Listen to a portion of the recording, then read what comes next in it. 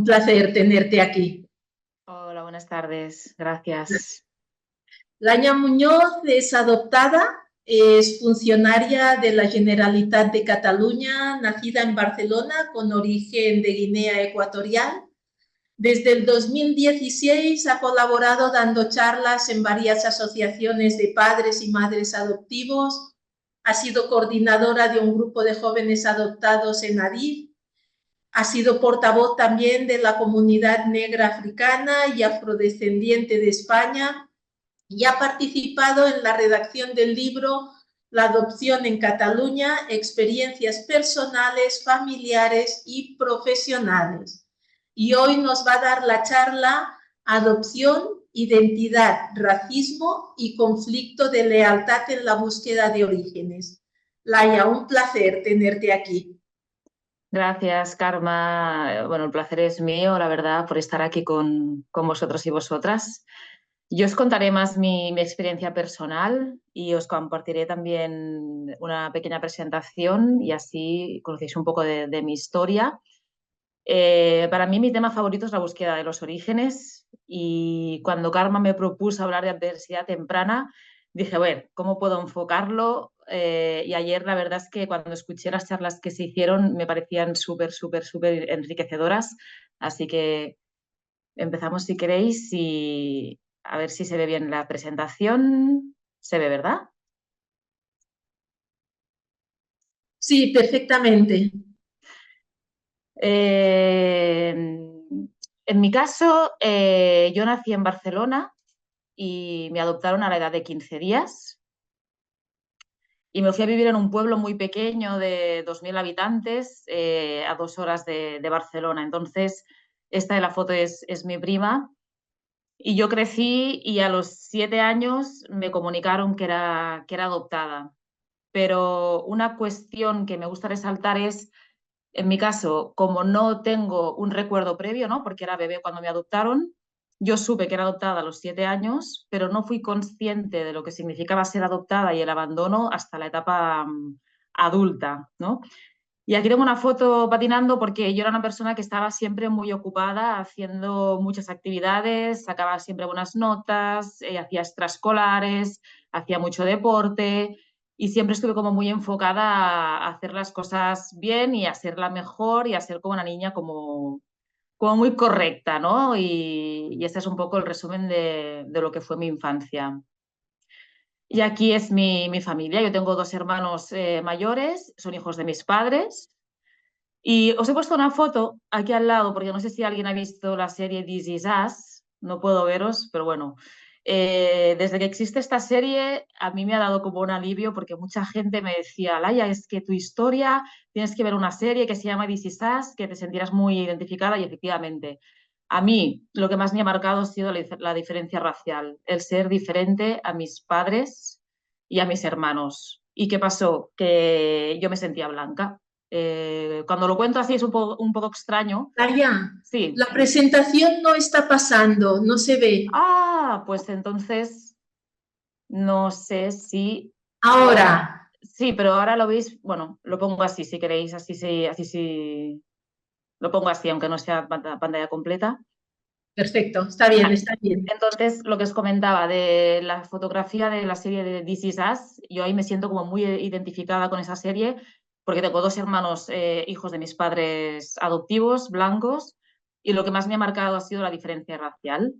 ¿Y qué pasó? Que yo no quería ser diferente, yo quería ser como el resto de mi familia y como el resto del pueblo, y yo me sentía blanca, o sea, yo no me acordaba. Cuando me miraba al espejo, vale, soy negra, pero en mi manera de verme, yo no me acordaba de que era una persona negra, entonces he crecido como blanqueada, como sintiéndome una niña más blanca durante muchos años de mi vida. Y es curioso porque mi hermano mayor, me llevo 11 años con él, a mí me llevaron al psicólogo cuando tenía 7 años para comunicarme que era adoptada, pero me lo dijo mi hermano. Yo estaba en la falda de mi hermano. Mis padres no se atrevían a decirme que era adoptada. Recuerdo que la psicóloga me preguntó, ¿no hay alguna pregunta que quieras hacer? Y yo no, y dice, ¿estás segura? Y entonces señalé el brazo y le dije, ¿por qué tú tienes este color y yo este? Y entonces me dijo mi hermano, ¿por qué eres adoptada? Y todos empezaron a llorar. Yo recuerdo en el colegio que cuando llegaba cogía un estropajo y me frotaba el antebrazo. Y mi madre me decía, ¿pero qué haces? Y yo le decía, digo, es que quiero ser como los otros niños. Entonces era algo interno que yo he ido creciendo, ¿no? Con ese sentimiento, hasta que pasan los años y yo tengo una crisis.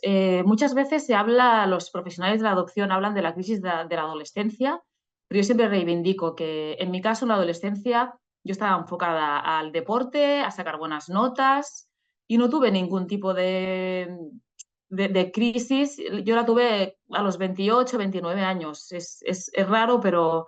Y concretamente siempre digo que fue como ansiedad o que fue como depresión, pero ahora ya las últimas charlas ya lo verbalizo. A mí me diagnosticaron un brote psicótico y estuve ingresada en una clínica psiquiátrica y estuve 3 semanas ingresadas. Para mí ha sido la experiencia más importante, dolorosa de mi vida, pero al cabo de los años, ya han pasado 10 años desde ese episodio del brote psicótico y recordando, reviviendo ese trauma, como que he encontrado sentido, ahora os contaré todo lo que me ha pasado, ¿no? Después de esta crisis. ¿Y qué es lo que pasa? Bueno, pues que puedo encontrar a mi familia biológica. Este es mi hermana mayor y mi hermano, cuando los encuentro, porque están en Barcelona también y además los dos vivían muy cerca de donde yo vivo. Y aquí he puesto algunas de las frases que yo me decía a mí misma de pequeña. Yo tenía el imaginario de que mi familia estaría en África pasando hambre porque era lo que yo veía por televisión de la gente negra, ¿no? Lo que era la pobreza, lo que era la miseria. Yo me había creado esta narrativa, pero no podía imaginar que encontraría a mi hermana biológica que tenía un máster de SADE. Y eso fue lo que más me chocó, de todo lo que yo me había creído durante muchos años, de repente al encontrarlos fue como, ups.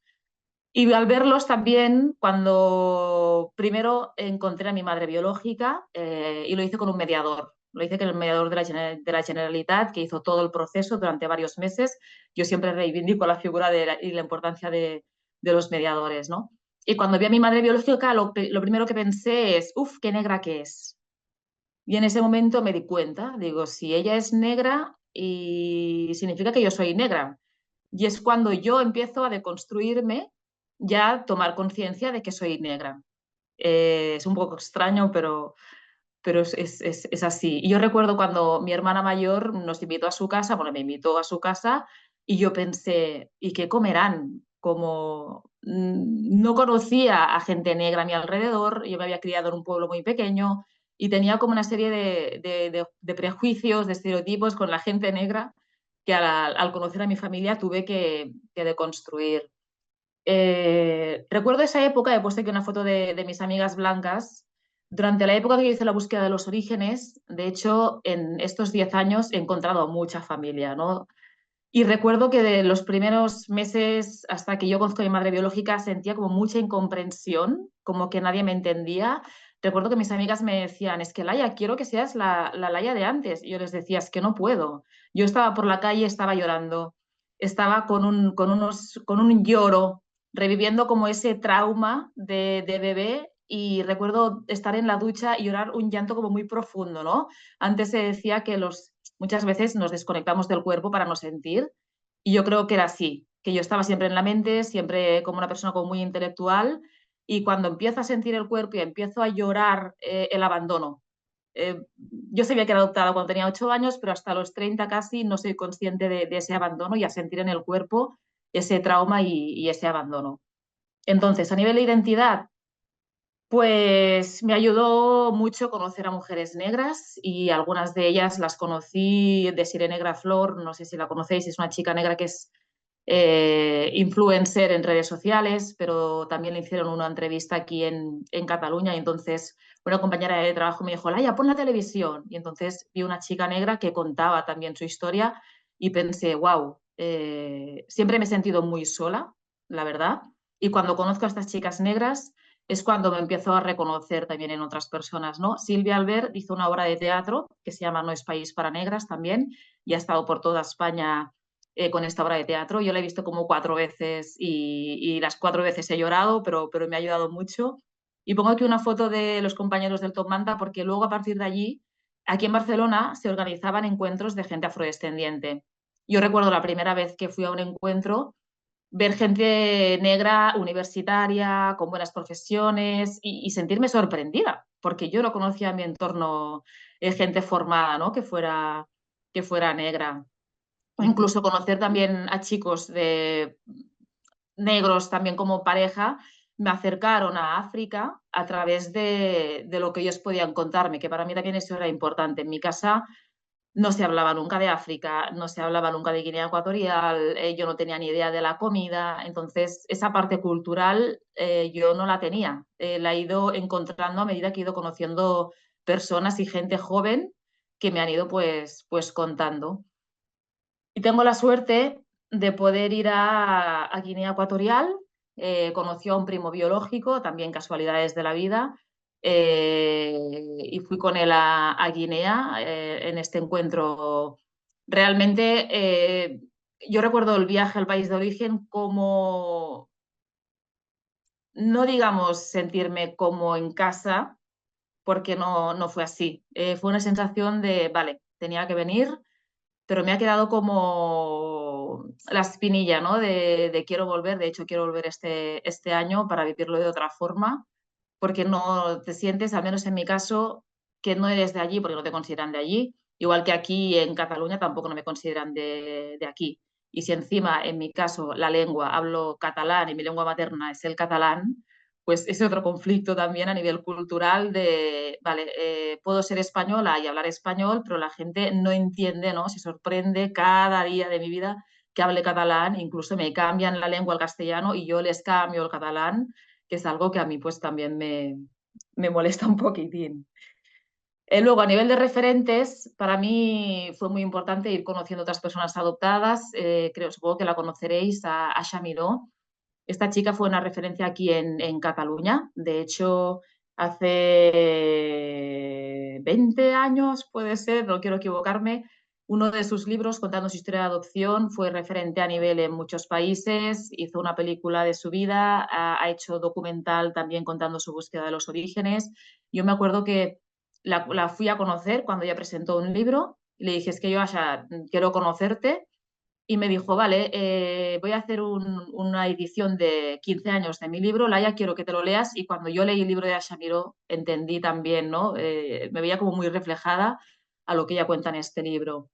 Y luego también tenemos, bueno, os he puesto aquí otra chica, Chandra Clemente. Esta chica tiene un doctorado, es del Nepal y ha ayudado también a varias personas adoptadas del Nepal a hacer búsqueda de los orígenes y para mí también es una referente, ¿no? Y ver cómo otras chicas también adultas, porque el problema es que escuchamos a muchos profesionales de la adopción, pero a mí me falta la parte experiencial, ¿no? De personas adultas ya, yo tengo 40 años, explicando nuestras propias experiencias.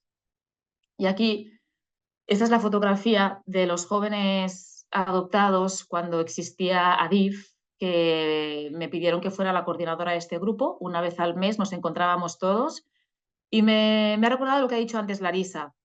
Estos chicos, cada día yo les proponía un tema diferente, o les ponía una película, o les leía un texto, y cada día era un tema y me dejaba fluir mucho por el grupo. Y me acuerdo que me decían, es que tú como eres adoptada y todos somos adoptados, era un espacio seguro para ellos, que podían hablar con tranquilidad. Y es lo que decía Larisa, ¿no?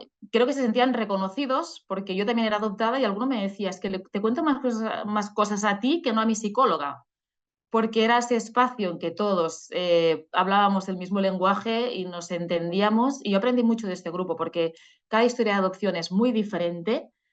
Las vivencias son súper también diferentes, desde personas de chicos que me decían, es que yo me hubiera quedado en mi país de origen y con mi madre biológica. Y, ¿sabes? A mí me sorprendían. Yo me acuerdo que Puri David me decía, Laia, anota frases que te digan los chicos, porque luego lo colgaban en el Facebook. Y yo me sorprendía de, wow, qué frases, ¿no? Qué pensamientos pasa que yo no me había planteado como persona adoptada y a medida que vas compartiendo y vas creando espacios de intimidad te das cuenta de sentimientos como muy profundos, ¿no? Que no pueden compartir con otras personas, pero en ese espacio sí que los podíamos compartir. Y entonces, por lo que se refiere al racismo, os he hablado antes que tuve la necesidad de tener estas amigas también negras y luego tuve también como, no sé si decirlo, que casualidad o no casualidad, pero yo siempre creo que mi adopción era por algún motivo, ¿no? Los adoptados somos personas que tenemos, yo me acuerdo que a veces se llama la llave blanca, ¿no? Porque nuestros padres son blancos y tenemos ese acceso a según qué cosas que otras personas de mi origen no pueden tener, ¿no? Mucha gente negra pues es migrante y a partir de aquí me vinculé a varios movimientos. Esta fotografía es de la pandemia, de cuando fue el asesinato de George Floyd, que hicieron concentraciones en todo el mundo y aquí en España nos organizamos, hicimos 18 concentraciones contra el racismo y contra el asesinato de George Floyd, ¿no? Y creamos esta comunidad, comunidad negra africana afrodescendiente de España, y hablábamos de la ley de extranjería, del decenio de personas afrodescendientes, de los CIES, de las trabajadoras de la fruta, del top manta, o sea, yo sentía, y además que fui de las chicas portavoces, me hicieron entrevistas en televisión, que yo estoy entre dos mundos, ¿no? Entre la gente blanca, la cultura blanca, yo trabajo en la Generalitat, llevo ya 15 años como muy institucional, pero al mismo tiempo me acerqué al mundo del activismo y fue como, wow, puedo sentir, entender las dos perspectivas y dar voz a personas que igual no tienen un DNI y no podrán decir según qué cosas porque no se van a atrever, ¿no? Y en cambio yo tengo como ese privilegio que creo que es por algún motivo, ¿no? Por el cual mi experiencia de adopción siempre he tenido la sensación de que tenía que aportar o tenía que ser como un vehículo o como que podía ayudar también a otras personas a dar voz y esta experiencia del asesinato de George Floyd fue como, ostras, realmente a mí me emocionó, ¿no? Todo lo que pudimos movilizar y sensibilizar.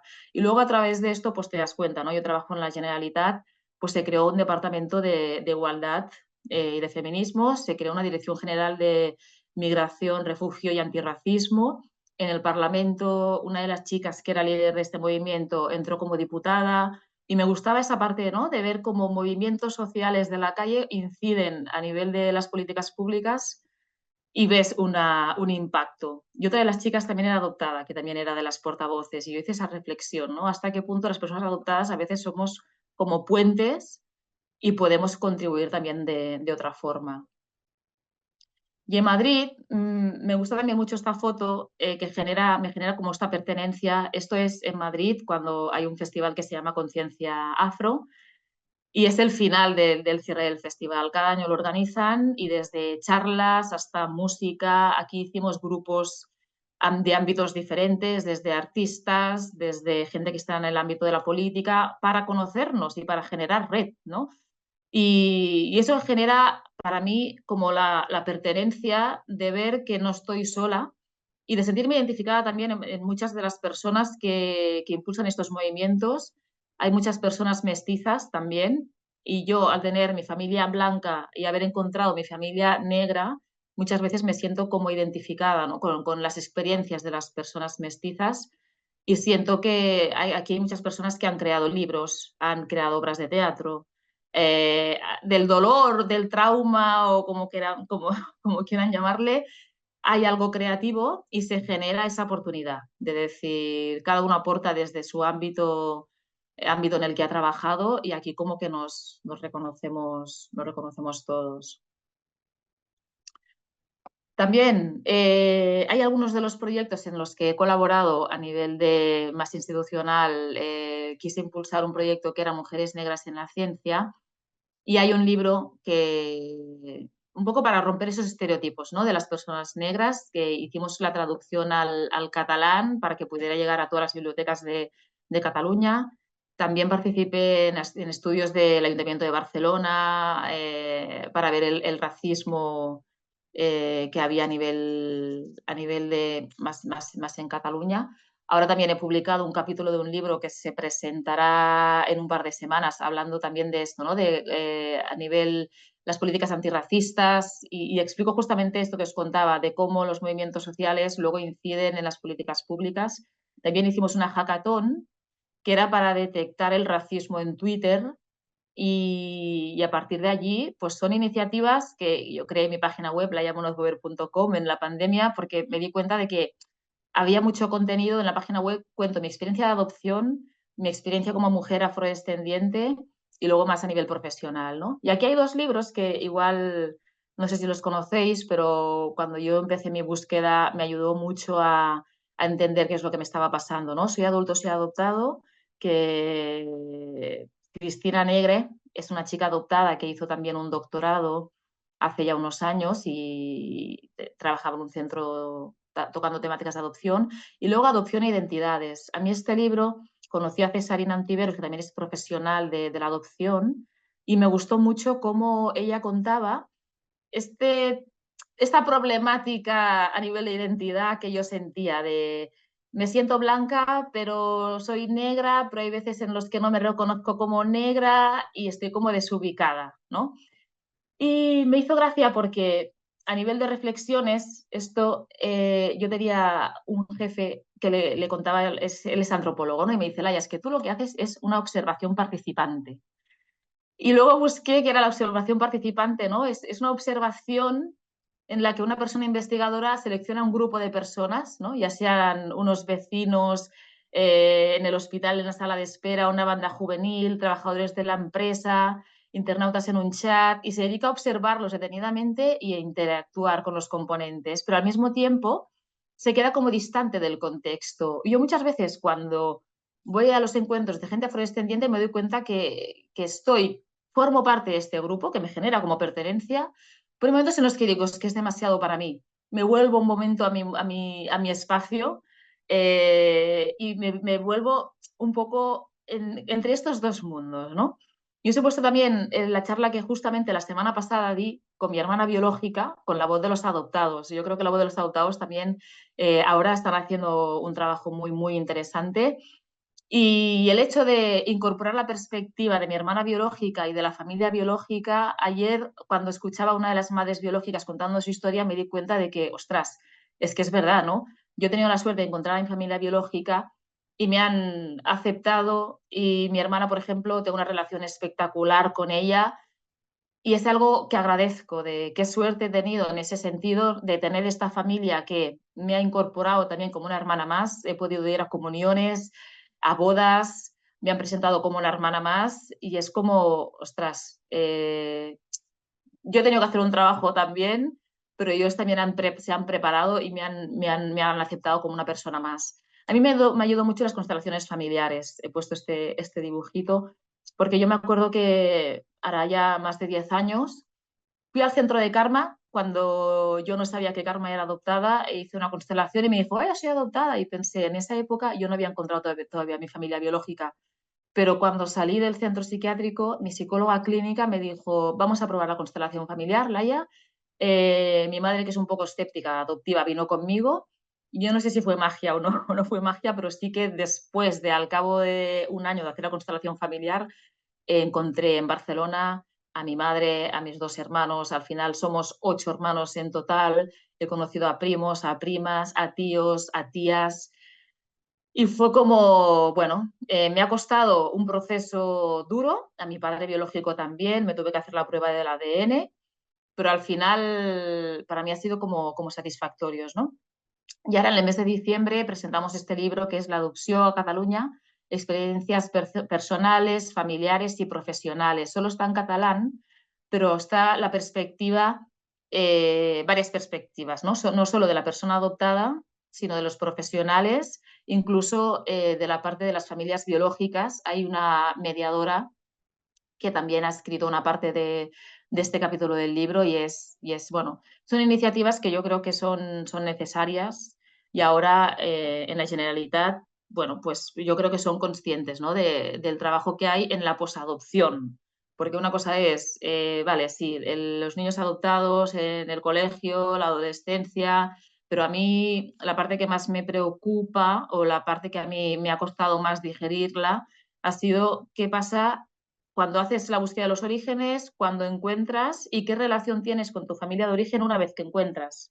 Hay niños que han estado en orfanatos, no es mi caso, y no tengo recuerdos y siempre he pensado que nunca podría encontrar a nadie, ¿no? Pero ahora he tenido que hacer el esfuerzo de decir, bueno, vale, ahora los he encontrado. ¿Qué es lo que pasa? Aquí, ese conflicto de lealtad, porque yo tenía, y hay veces que todavía lo tengo, ese tener que escoger, ¿no? Mi madre, mi padre adoptivo, yo tengo una relación espectacular con ellos y con mi madre siempre he tenido un vínculo muy, muy, muy cercano. Pero cuando yo hago la búsqueda de los orígenes, es la primera vez que yo hago algo que sé que va a doler a mi madre. Y es la primera vez que siento que no lo puedo compartir con ella porque le va a doler. Y se genera como ese conflicto interno mío de, vale. Y justamente esta fotografía es cuando yo cumplo los 40 años, que fue en noviembre de este año, que pude reunir a todos mis hermanos, los adoptivos y los biológicos, una mezcla entre blancos y negros, y fue como decir, vale, por fin, ahora este conflicto de lealtad lo voy a disolver. Yo comparaba mucho y sigo comparando, ¿no? Lo que es mi familia adoptiva, mi familia biológica. Tengo más cosas que me parezco más a mis hermanas biológicas que no con mis hermanos adoptivos. Luego, ayer se habló de cómo la familia adoptiva integra a la familia biológica. Yo lo viví este mes de noviembre cuando mis hermanos entran a casa de mis padres y fue como, ostras, creo que ese conflicto de lealtad que yo tenía, esa heridita que yo tenía, se está como sanando.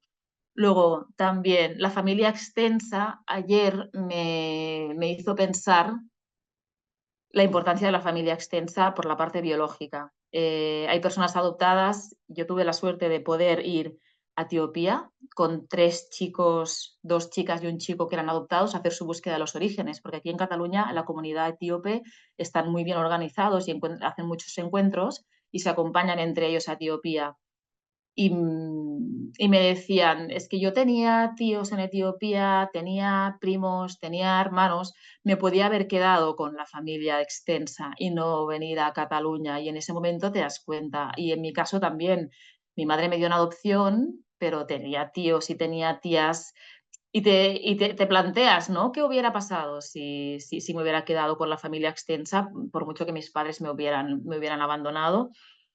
Y luego está un concepto que a mí me gusta, que he descubierto hace poco, que es el proyecto Sentido, que es los meses en los que estás en la barriga de tu madre, incluso antes del momento de la concepción, ¿no? Las circunstancias por las cuales tu madre ha pasado, luego tienen un impacto en tu vida. Y yo es algo que presto mucha atención porque cuando tuve lo del brote psicótico, mi psicóloga me dijo, Laia, las emociones que tú tienes, lo que tú te está pasando, son emociones que tienes que preguntar a tu madre biológica cómo fue el embarazo.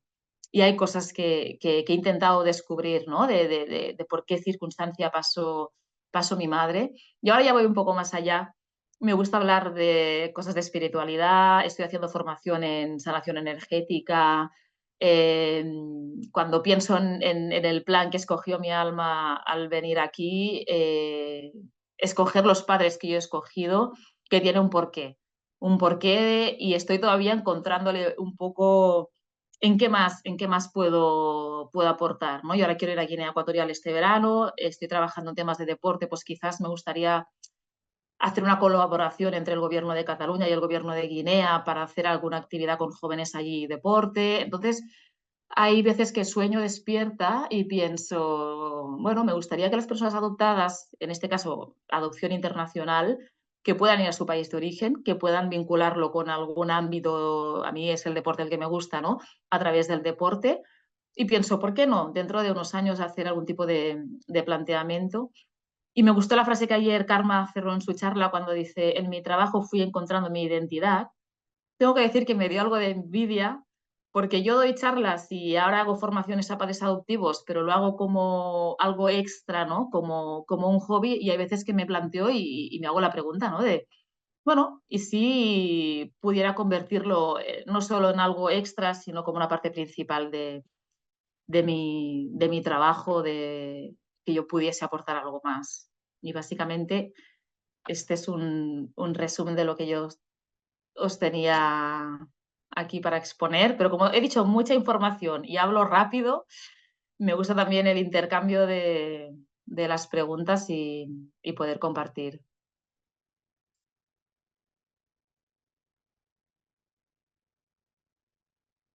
Pues Laia, yo soy Lidia. Hola a todos, a todas de Spice Systemic. Me tienes loca escuchándote todo este rato. La verdad que ha sido para mí, yo no te conocía aún y ha sido un descubrimiento total. Invitamos a todas las personas que están escuchando o que si quieren dirigirle alguna pregunta a Laia, ahora es el momento, podéis dejarla en el chat. Si no, mientras tanto, si te parece, yo sí te tengo que hacer muchas preguntas. Laia, ¿cómo ha sido para ti el momento este de la fotografía que has contado, has compartido tan generosamente, ¿no? De tus 40 años, donde ves a toda esa gente que es parte de ti, ¿no? Que es la familia del corazón y la familia que la vida te ha brindado, junta. ¿Cómo fue ese momento? Pues yo no me atreví a proponer ese encuentro, la verdad, porque os cuento un poco de dónde viene la idea. El año pasado, como yo hago 40 años, varias de mis amigas hacen 40 años, y entonces una parte de mí sentía que mis padres adoptivos y mis hermanos adoptivos, cuando yo les contaba, he quedado con mi hermana tal, he quedado con mi otra biológica, mi otra hermana biológica, he quedado con mi primo, no me prestaban atención. Y entonces yo sentía como esa separación. Y a veces decía, es que me tengo que casar para juntar a mi familia. Pero como no llega el momento de casarme, porque esa es otra área también, que a mí el de la pareja tengo que trabajar más cosas, tengo una amiga que cuando hizo los 40 me dijo, Laia, ¿y por qué no antes de la boda, antes de que te cases, tendrán que conocerse antes? Porque es que si no será muy violento si invitas a todo el mundo, ¿no? A la boda. Y dije, bueno, pues como no lo haga al cumple de 40 años, pues no veo otro momento. Y luego me hice la pregunta y pensé, ¿pero realmente voy a estar cómoda? ¿Realmente me apetece? Me daba un poco de pereza, había un cúmulo de sentimientos de no lo tengo claro, pero bueno, al final, como me fui 2 meses a Estados Unidos a viajar, que me cogí un permiso, volví para mi cumpleaños y mandé un WhatsApp al grupo de hermanos que tenemos los biológicos y les dije, hola, mi cumpleaños va a ser tal día y me haría ilusión poder juntaros a todos los hermanos y hermanas. Y mi hermano me dijo, vengo, el biológico, ¿eh? Y fue como, uff, qué ilusión. Y al final me fueron confirmando todas y dije, vale, pues vamos a juntar. Y cuando ya llegó el día del encuentro, para mis padres fue mejor de lo que yo pensaba. Mi hermano mayor hizo como muy de hermano mayor, porque ahora era el hermano mayor de 8 hermanos, no solo de 3, y mi otro hermano estaba como emocionado. Pero ¿qué pasa? Que yo tengo sobrinos. Yo tengo un sobrino y una sobrina, que la sobrina ya tiene 14 años, pero el niño tiene 8 años. Yo ya tuve que contarle a mi sobrina cuando era pequeña que yo era adoptada, pero a mi sobrino no se lo había contado. Y ¿No? entonces, claro, Sorpresa. perdona. Una sorpresa, digo. Sí, sí, sí, porque mi sobrina de 14 años sí que con 2 hermanos fueron a ver a casa a mis padres, mis 2 primeros, pero los otros no vinieron. Y mi sobrino no había visto a nadie en mi familia, ni sabían que eran negros. Y entonces mi sobrino sí que alguien se lo comentó y yo tengo una relación muy estrecha con mi sobrino. Y le dije, para mi cumpleaños voy a invitar a otros hermanos que yo tengo. Me dicen sí. Y digo, porque soy adoptada y me abraza y me dice, pero yo te voy a querer igual porque tú eres mi tía. Mm, qué Y bello. me quedé así como, wow, es que la historia no es solo mi historia, es la historia de mis padres, es la historia de mis hermanos, es la historia de mis sobrinos. O sea, tiene un impacto a nivel familiar, sistémico, impactante. Pero luego la fotografía está en mi sobrino blanco, mi sobrino negro, abrazados. Al final fue muy tierno, fue muy bonito y sentí que sí, que una parte de mí sentí que ya me puedo morir, casi. Así Comprendo. que feliz, feliz y Muchas gracias. agradecida, la verdad. Gracias por compartirlo tan generosamente, Laia. Mira, tenemos a Carmen que pregunta qué recomiendas a los padres blancos o mestizos de niños adoptados afrodescendientes para ayudarlos a integrar mejor su identidad. Así que pinceladas le darías para... Para mí, creo que es importante que los niños puedan relacionarse con gente que sea de su grupo étnico. O sea, si los padres tienen algunos amigos también del grupo étnico de sus hijos, pueden ir a encuentros. Aquí en Barcelona, cuando se hacía el Black Barcelona, venían justamente padres adoptivos para que los niños pudieran tener a su alrededor gente también de su etnia. Vale que estamos ahora en un mundo que es mucho más multicultural, pero en el día a día hay veces que no se interactúa o depende de qué colegios no hay tanta mezcla. Entonces yo recomendaría que hubiera ese acercamiento a otras personas que fueran de su mismo grupo étnico. En Cataluña existe otra asociación de niños de Mali que se llama Fretaniso y hacen encuentros. Y los padres me decían, es que cuando los niños se juntan en estos encuentros, que hacemos uno por primavera y otro por la tardor, están felices porque están con niños que son como ellos, que al final lo que queremos es encontrar a personas que sean igual a nosotros y pasar desapercibidas, porque siempre somos la persona diferente que llama la atención por una cosa o por la otra, que te van a mirar, porque no puedes evitarlo. Y entonces en esos espacios que se comparten, que son de igual a igual, ellos se generan como esa sensación de qué bien, ¿no? Puedo estar tranquilo, puedo pasar desapercibido porque todos somos iguales y es interesante esos espacios. Y es casi inevitable, ¿no? Yo que soy súper fan de esta serie que has mencionado, This Is Us, This is us. ¿no? Que te están preguntando y recuerdo los momentos, ¿no? En que Randall, que es el protagonista negro, ¿no? Totalmente. Actúa de manera natural y con mucha, ¿no? Con mucha sed con su profesor que es negro, con los demás, Exacto. que quizás es algo ancestral incluso, ¿no? Laia, ¿cómo lo percibes tú? Es algo que está como muy adentro, ¿no? En la identidad étnica. Bueno, a ver, en primer lugar, de esa serie hay muchas frases y muchos episodios que son como se nota que la persona que lo ha hecho es como muy real. Y a nivel, yo creo que el otro día vi un episodio, bueno, un cachito de un director negro, no sé, no me acuerdo del nombre, y decía, ¿por qué es importante que haya un director negro haciendo tal película? Y decía, porque este director, vale, lo puede hacer una persona blanca también, pero sabe cómo huele un peine cuando te pasa por el pelo afro, sabe, es cosa más de sensaciones, de sensación, de cultura también, que ha vivido, ha mamado esa cultura. Y el otro día, hace nada, estaba en el encuentro afro y comiendo pollo, una chica dice, ¿cómo se nota que sois negros? Porque el pollo, al comerlo, están que lo dejan todo con el hueso. Y yo me había dejado, pues, cosas, ¿no? Porque a nivel cultural, yo soy como Oreo en ese sentido, de que soy negra por fuera, blanca por dentro, porque culturalmente no me he criado en una familia negra. Y hay muchas veces que me pasa mucho en estos entornos que culturalmente yo no tengo muchas de las cosas culturales. Y entonces Randall, cuando encuentra a ese profesor, ya es una cosa más de sensaciones, ¿no? De miradas, de incluso el tono de voz, el olor de la piel. Son cosas como tan sutiles que no, si no te das cuenta en ese momento, no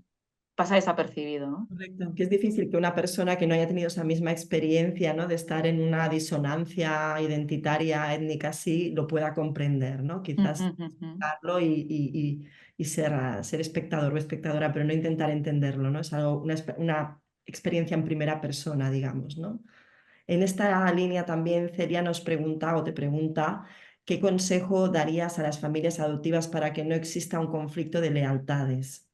Claro, es que yo hablo de 40 años atrás, que esto ha cambiado mucho, ¿eh? Ahora cuando hablo con padres adoptivos, sé que los padres se habla del país de origen, incluso hay padres que llevan de África, ¿no? Aquí como un colgante pues, que es de África, o les ponen música de África o comida del plato del país de origen. Yo ahora tengo conciencia, bueno, sé que se ha cambiado a nivel de cómo los padres se enfocan, incluso les hablan de la madre biológica, les hablan o les animan a estudiar el país la lengua de origen. Yo como consejos, esto sí que lo estoy viendo en padres que lo están haciendo y cuando lo hablo con mi madre me dijo, te hubiera tenido que mandar a un campamento de niños negros. Y yo pensando, pues sí, me hubiera ayudado, ¿no?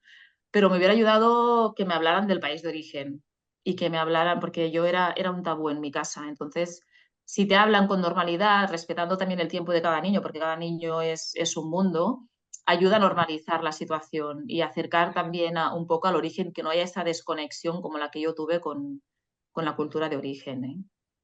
Me gusta también mucho, Laia, que tú estás aportando un testimonio muy generoso y que está demostrando que no hay división. Tú puedes tener una buena relación con tu familia de origen y estás teniendo una relación de familia, ¿no? con tu familia adoptiva. Es decir, que muchas veces se percibe como una amenaza o como un dividir y a través también de lo que nos Pero estás... piensa que estoy hablando después de 10 años. Yo llevo ya 10 años conociendo a hermanas, a hermanos, a primos. Mi madre, cuando vino mi primera hermana, me dijo, es que yo no la veo como una hermana, la veo como una amiga tuya.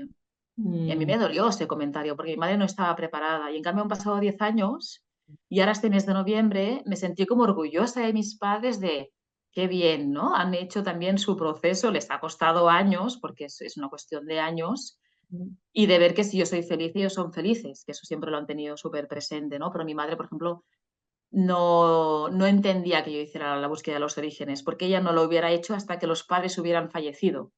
ya.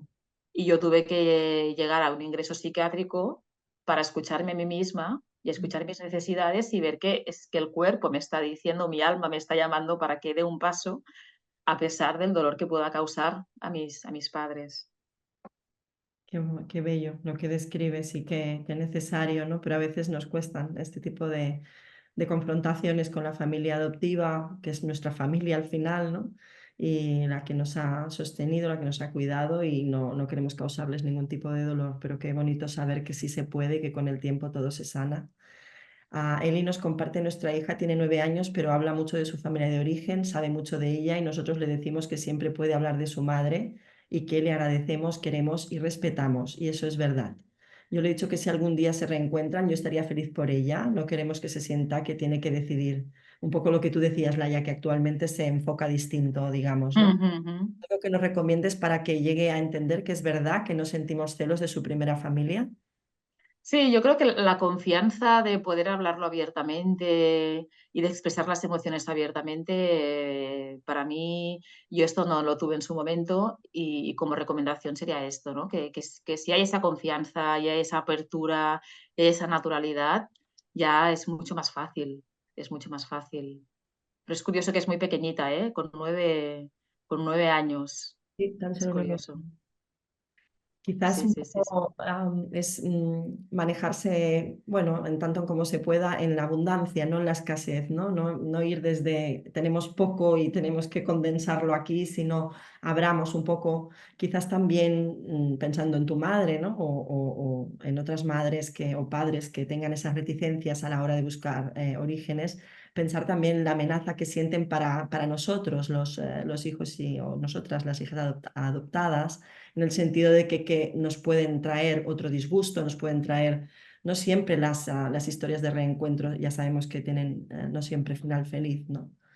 Quizás te ha tocado conocer otras personas en este grupo que comentabas, Adif, o en otros Ujú. entornos donde la búsqueda de origen no acabó bien. Sí, conozco casos de personas adoptadas que cuando han ido a hacer el encuentro no se han sentido aceptadas, no han hecho el trabajo que quizás hablaba la compañera de ayer de formarse o de sanarse ellas. Entonces, cuando va la persona, no es bien recibida. Y a mí me lo han dicho, Laia, tú tienes mucha suerte, yo no tengo esta suerte. Yo he podido encontrar, pero a pesar de encontrar, no ha Bueno, habido esa conexión. muy bien, Laia, pues si alguien más tiene alguna pregunta sería el momento ahora y si no, pues mira, aquí nos dice Celia. Gracias, Laia. También es muy importante que las madres adoptivas hagamos nuestro trabajo personal, desde luego que sí, para no poner a nuestros hijos en medio y aceptar a la familia biológica. Muchas Claro, es que mi madre me decía, bueno, cuando quieras buscar te ayudaremos, pero me le decía con la boquita pequeña porque pensábamos que no podíamos encontrar nada, ¿no? Y entonces, del te ayudaremos a cuando se da cuenta de que existe la madre y entonces sí que ha hecho el trabajo ella, ¿no? Entonces, al final nos sanamos en conjunto todos porque nos damos cuenta de que el amor, ¿no? Las consideraciones familiares, la posición de unos, los otros, cómo hay que trabajarlo y encontrar ese lugar entre las dos familias. Pues Laia, nada más reiterarte sí, las felicitaciones que llegan, los agradecimientos.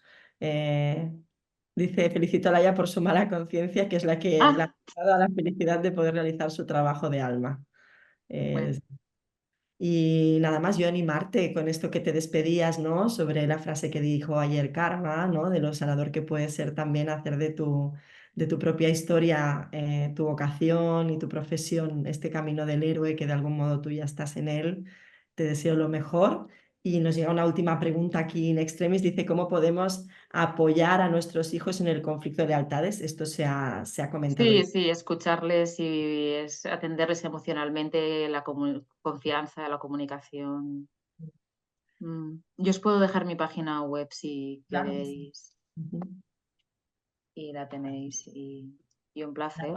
Munoz Bové, ¿no? Sí, pero no sé si es .com o .cat ahora ya. No está actualizada, pero sí que hay entrevistas y hay cositas. Pero bueno, que mi contacto hay veces que me llaman así y yo encantada de poder ayudar, ¿eh? En lo que sea. Pues aquí lo dejamos, pongo tu página ahora mismo que la tenía a mano y nada más, Naya, muchísimas gracias, que termines de pasar un bonito fin de semana